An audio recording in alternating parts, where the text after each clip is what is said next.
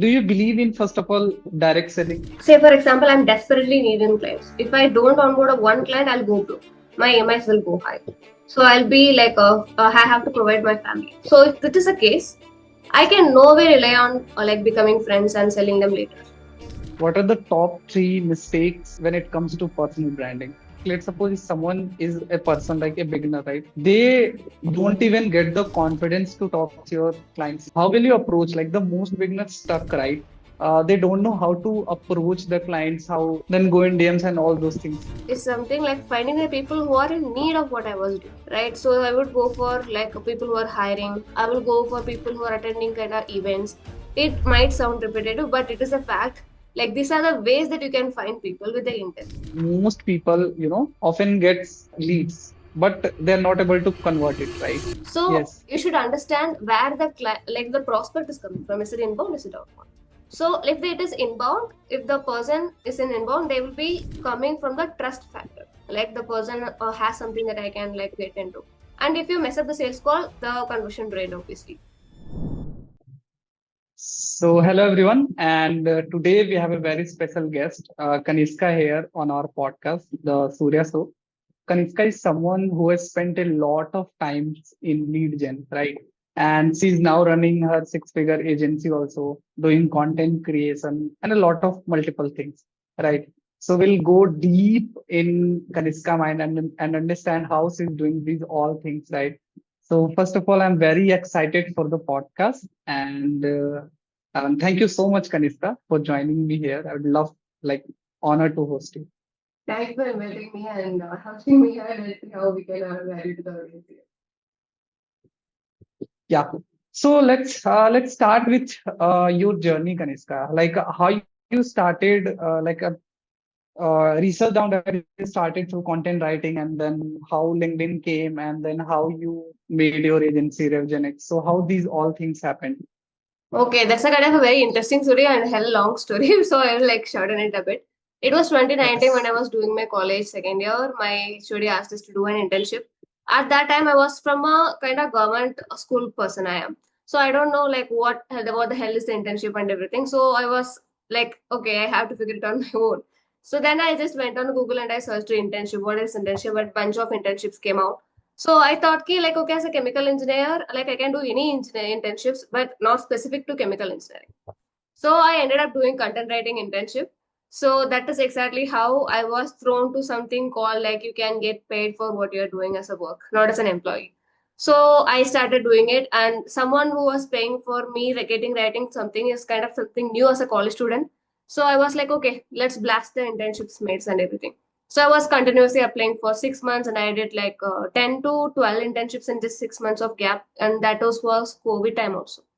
So I got like done a lot of things, and when I was doing this internship I came to know like as I started as a content writer. Okay, so I started as a content writer. Then I was searching what these people are doing with the kind of blogs that I am doing, and I came to know that is like they are using my writing for affiliate marketing. So I was like, okay, why I'm doing it for you, I would rather do it for myself and I make more money. So I started doing affiliate marketing. So I started doing like spamming the telegram links like read my blog, read my blog, read my blog, obviously because I don't know marketing. So I was like, I went on every Telegram group which is named as digital marketing, and I just blasted the emails and blasted the links of my blogging, like read my review. And unfortunately, there was a person who was a avid reader of my blog, and he was a fan of mine. So he came to my DM and said, like, Kanishka, I'm a reader of your blog often. His name is Samir, to be honest. And he was reading my blogs and everything. One day he reached out to me on my DMs on the Telegram only and said, Ki, like, show me your LinkedIn profile. At the time, I don't even know what is LinkedIn profile because I had a like a college profile which is a chemical engineer, and I obviously can't share it. So I said, okay, I don't have one. So he said, like, why can't you do that? Like, you have your writing skill. Why can't you like go on LinkedIn and show your work, and you will be getting clients? So like that is interesting because I was a kind of person who sees the job recommends on Telegram and I apply to that. Right. So even if it is like 1,000 rupees per month, 2,000 rupees per month, I used to like bid for that, and I go even cheaper on that, and I started working. So that person showed me the way like LinkedIn is something that you can try, and I started applying jobs there, freelancing jobs, and I got my first gig, which is a good high paying thing, the first ever thing that I got. And then I started doing this LinkedIn thing. Okay, this is working, so let me start creating content. So I started creating it. I joined agencies and I started doing content writing. At some point, it came kind of monotonous. Then I switched to personal branding, learned inbound lead generation, became inbound lead generation specialist, met Ritika, joined it out outbound, started coaching, started agency. That's how it is going. So you started LinkedIn in 2020 or 2021. 2022. Okay. So in COVID, you are doing Yes. internships. Correct. Correct. So amazing. So let's talk about, personal branding, right? Mhm. So what do you see? Like on LinkedIn, there is a very much noise. So what do you think when a beginner you see, on LinkedIn, what are the top three mistakes which they are, making when it comes to personal branding? When it comes to personal branding, the main thing that people mess up is like understanding difference between like personal branding and building a brand for getting business, right? So these two are like very different things. Like if you're building a personal brand, you will go more like kind of a content creator mode rather than kind of like a service seller, right? So say for example, you find a content that adds value and you keep adding value and you get a following. Even when you get a following, you will not be having the ideal clients in your followers and you won't be able to monetize a brand unless you like start into coaching, consultation, something like that. So that is a kind of like mistake that a lot of beginners do, trying to add a lot of value rather than marketing what exactly they are having. So I would not say like only focus on marketing or offer, only focus on marketing and selling. That should be a mix of it, right? So personal stories like building a personal brand can be based on your expertise, and adding value should be focused on the offer that you're having rather than like trying to teach something, because what you do will attract the same people who want to do the same, right? So that is a mistake that beginners are doing these days. Amazing, amazing. So let's talk about leads, right? So first of all, how do you define a qualified lead? Like I want to understand the whole process. Let's suppose if someone is watching who is a beginner, right? And then they want to understand the concept of lead gen, right? Like the outbound lead gen, inbound lead gen. Basically, the beginner will start with outbound, right? It's hard to get inbound, right? So what's the process yours? The process, I would say, like you should understand who, like what makes your lead as a lead, right? So they should be having the kind of pain points that you are solving, and you have to understand yourself better to begin the lead generation better. As a beginner, a lot of people say like, I don't have experience, I'll shoot in the dark and I'll get something out of it. That's not actually how it works, right? You should be having a skill, to be honest, something that is, you can package something and you can sell it to. So once you have this offer sorted, like how exactly you are going to deliver something to a client and in which form, and the transformation will look like this. It doesn't have to be monstrous, right? There are a lot of people who are in the beginning stage, even as a client, right? They would be looking for a lot of things and they will be like testing the waters, to be honest. So those kind of people are also there. So if you're a beginner, if you're unsure about how to do that, you can target those. But if you're a beginner, you know what you can like do or bring to the table by working, say for example, like me, who have done a lot of internships and gain a good kind of experience and know what exactly they are doing. They can directly go into the lead generation game, defining what makes them unique and showing themselves as a kind of transformation to the audience, right? So once you know how to do it, it is very easy to find a lead on any social media accounts. Amazing. Let's go back to the 2 years back. I'm talking with 2 years back with Kanishka, right? So let's suppose you have a good understanding of pain points, you have good understanding of your ICPs. Then how will you approach? Like the most beginners stuck, right? They don't know how to approach the clients. How like the basic strategy they understand that engage with your ICPs and then go in DMs and all those things. How this Kanishka done these things differently. What I did 2 years back is something like finding the people who are in need of what I was doing, right? So I would go for like people who are hiring. I will go for people who are attending kind of events. It might sound repetitive, but it is a fact. Like these are the ways that you can find people with the intent. It might sound repetitive, but like go on the events, go on the group, find the people. But these are the only like visible way for any beginner. They can't go and invest on, they can't go and like buy sales navigator for a month, right? So unless they do that, it is the most visible way for them is to like find the people who are having these kind of signals. Go to them, show what exactly you can bring to the table as a message. In our community as well, there's a lot of transformation videos like that, like how exactly to get your first clients and everything. So that will define it even better rather than me like sitting in here and trying to complicate everything into one space, right? So that's a kind of like a bit harder for me because offer is there, how to define your offer is there, how to craft it for your outbound is there. So if I have to put it in a nutshell, it is like, say for example, for a beginner, you are like having a blog writing as an example. So you can like go to their website and see what exactly they are doing, right? And you can like install a simple screen recorder or a screenshot. You can take a simple screenshot, say like this is the place where you can improve, and this will improve the engagement with your customers. Is this something that you were looking for, like more engagement and more traffic, more conversion? Is this something that you are looking for? A simple start it will be. So I was doing this back then when I was a content writer and looking for clients. Like I go to the product hunt, I search for the people who got like a top 20 list of product. So product hunt will make a post on like featuring those, and I go to their website and I see like saw your featuring on top product hunt. And I went to your website, I found these mistakes that you can fix. This is something like I have recorded a video for that. Like if you want it, I can send it over. And I sent it, and the person was impressed with what exactly I did, and I got the deal, which is high ticket. So that is exactly how I moved to the things that I was doing. Amazing. So the thing is, Kanishka, like let's suppose if someone is a person like a beginner, right?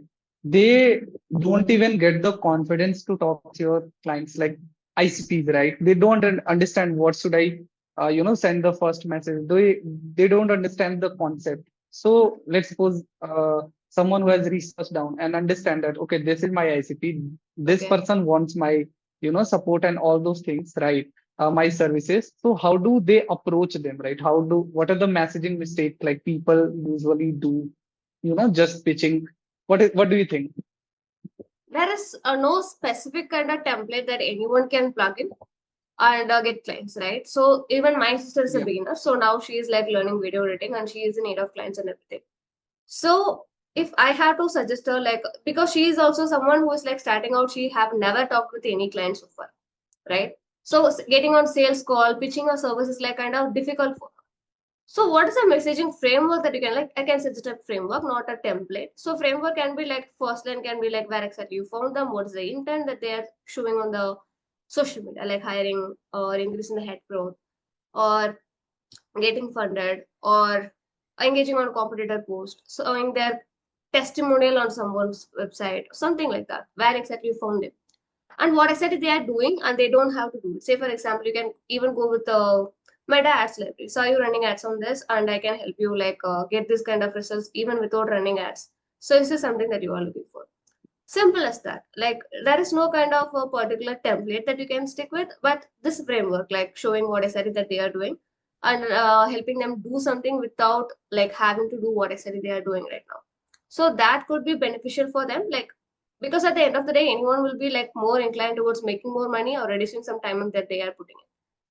So if somehow like whatever that you are doing, if you tie that to what exactly matters to them, it will be very easy for you to say. And that is not exactly like lead generation or getting more clients. That doesn't have to be the focus there.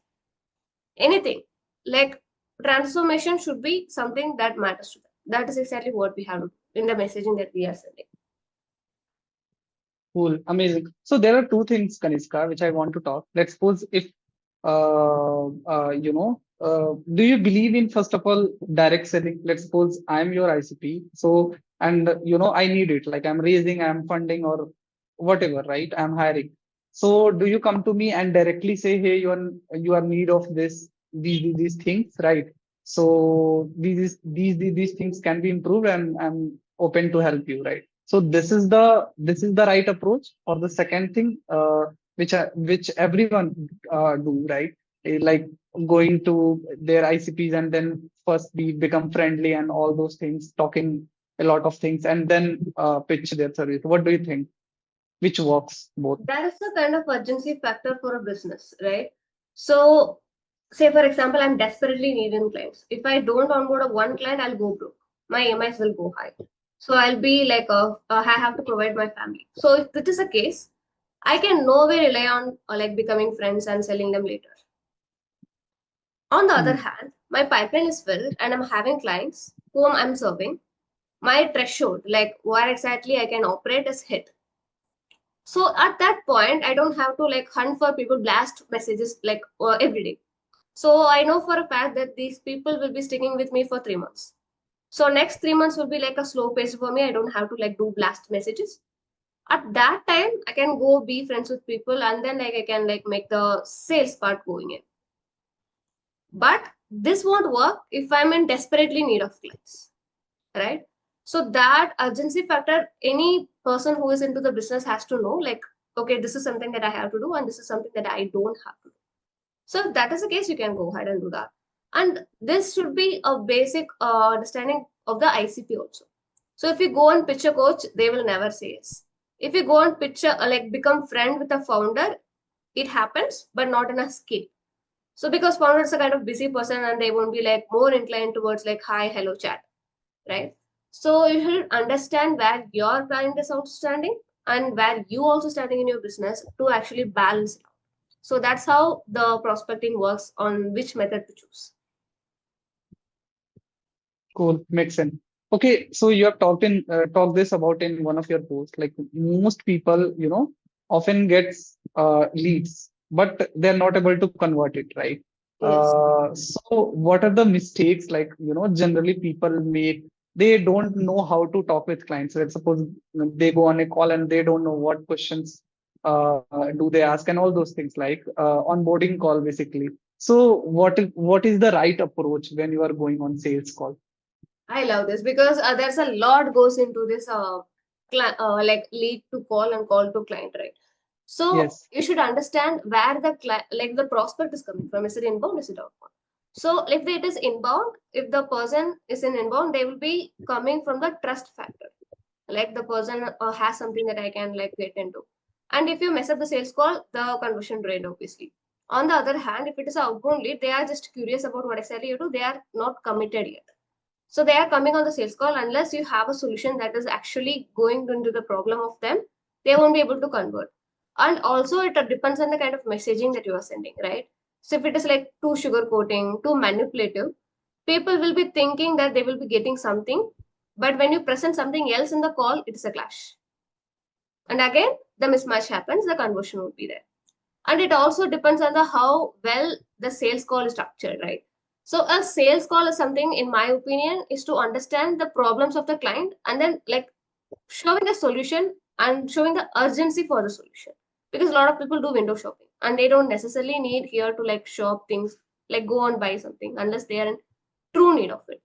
So as a person who is like giving the solution to the person, we should be able to like tell them like, see, this is the solution and you have to take action in this time frame to get this eliminated.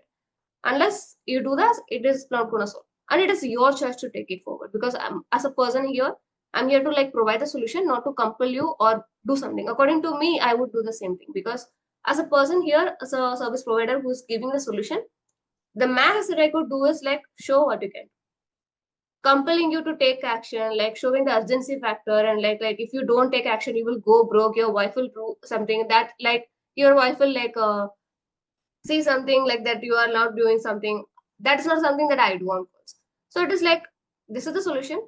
If you want to take action, it is in right in front of you. It is your choice to act on it or sleep on it. It's your wish. So a provider should understand the urgency of the solution that they are also providing, and the person who is on the call, right? So that's when the client will also like convert more, rather than from being cold call.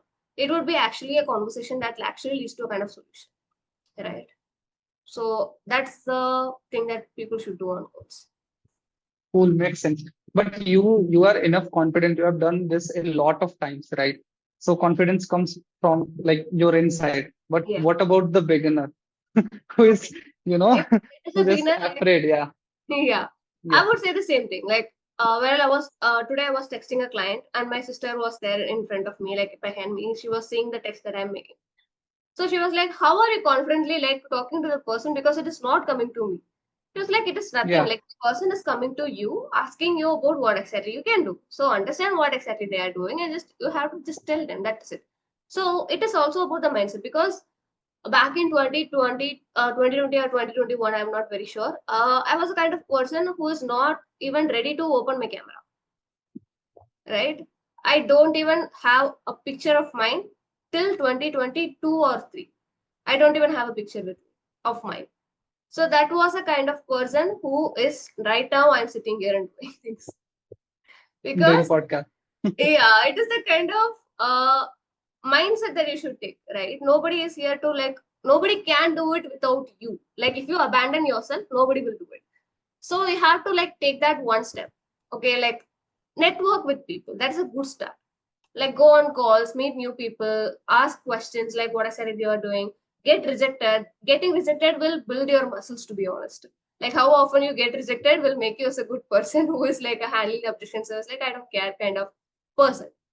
So as a beginner also, the first step that you can obviously take is to like understand the psychology behind it. You are here to serve and you are here to help. So if you go to a doctor and the doctor is like, I'm terrified, like who are you? I can't like help you. You will not trust the doctor. Like Yeah, if you confidence is the key. I understand. exactly. So that is how like you should get what exactly you are going to do. Because obviously, like if your mindset is not blocked right there, you won't be able to move forward. It is your mindset that at the end of the day plays the game. Yes, yes. I totally relate with this because on some calls I've just closed the client, right? In one day I've closed two, three clients, and in some calls I just fucked up. So it's relatable to me also. It's all about Yeah. the mindset. Hmm.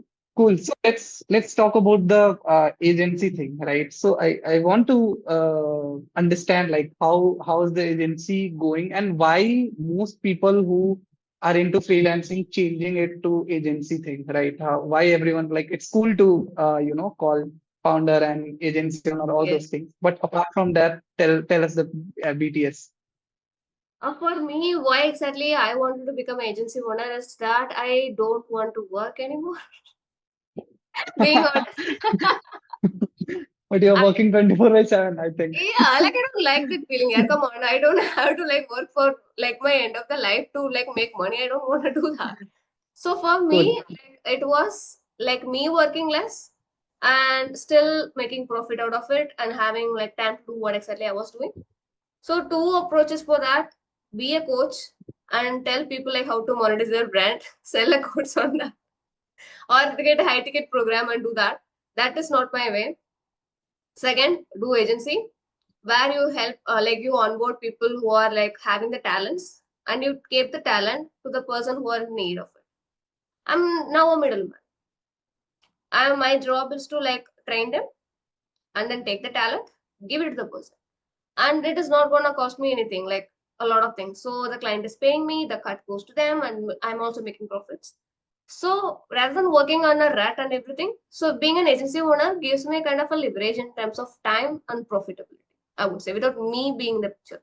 So for me, it is a main reason. And for a lot of people also, like scaling is a factor when it comes to like a lot of freelancers switching from freelancer to being an agency owner. Scalability.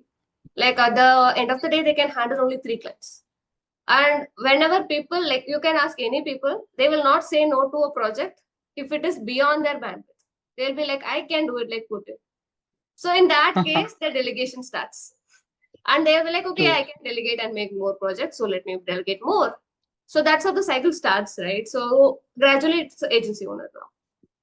So oh my god, Cool. that's how it works. Cool. So I want your opinion on something, right? I know that you have in the industry for so long, so you understand all those things. So what's your not for controversy, just I want to understand what's your opinion on the courses which people make like Saheli and whatever, right? Saheli has made courses on freelancers and how to become a freelancing industry and all those things. So what's your opinion on that? Like it is like if you ask me an opinion, like it is honestly nothing like that because she is helping people, to be honest. I have met a mix of people where both were like even Ritika you can take. She also like took her course, right? So that time she was getting inputs from Saheli also.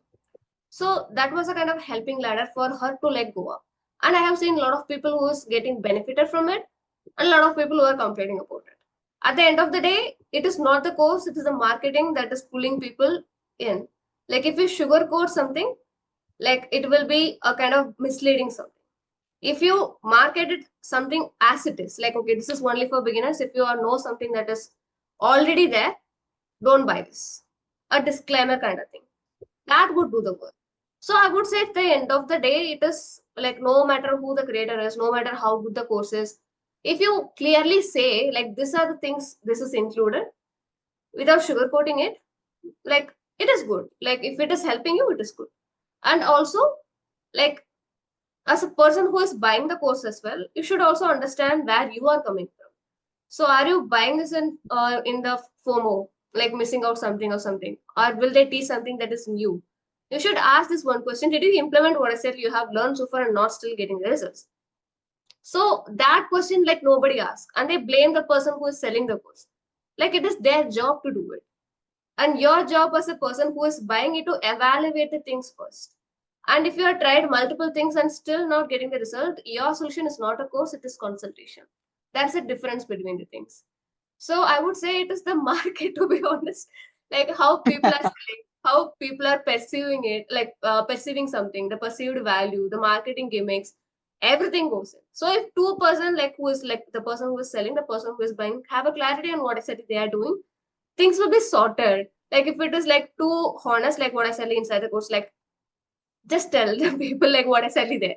And if as a person who Yeah, is buying it, ask yourself, like, did you try something and you are like being stingy and not investing in a consultation and trying for cheap resources? Don't blame the creator there. Blame yourself. So that's what the thing that yeah, I would say. Don't fall for the marketing. Understand what is your situation. Don't if you're like saying like okay, consultation costs 10K.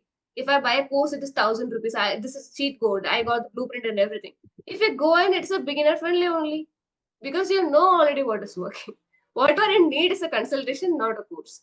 So it is also a self-awareness thing rather than the creator who is like doing it. Obviously, the marketing gimmicks are there.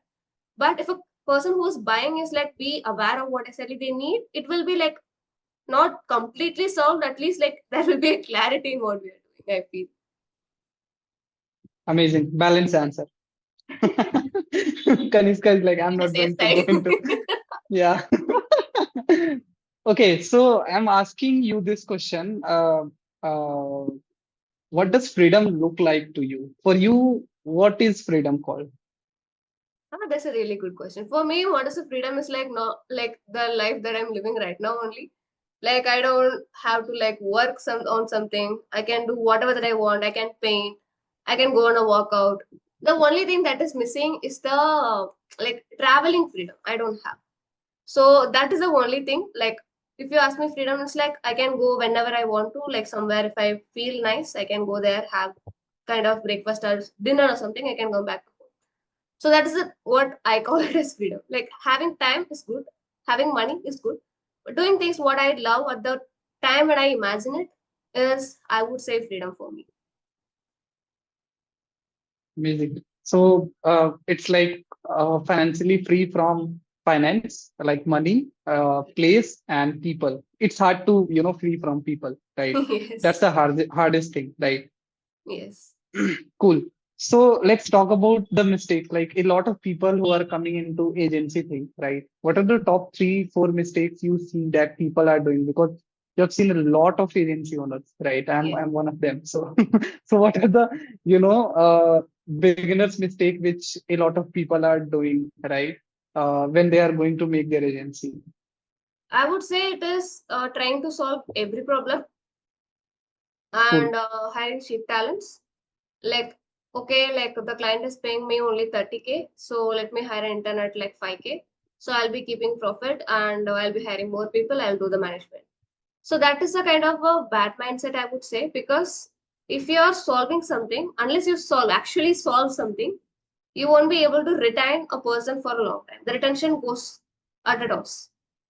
Again, like you should understand what your services can bring to the table. So if you are here to solve a problem, you should actually solve the problem, not create something good, right? And another mistake I would say is like becoming a generalist among the agency owners. Like we are 360 degree marketing agency, we can do anything that you want. That's where the problem starts. Because as a person who is like doing this content marketing for agencies, like lead generation for agencies, we saw this as a kind of a lot of common in a lot of agency owners who's jumping on call with us.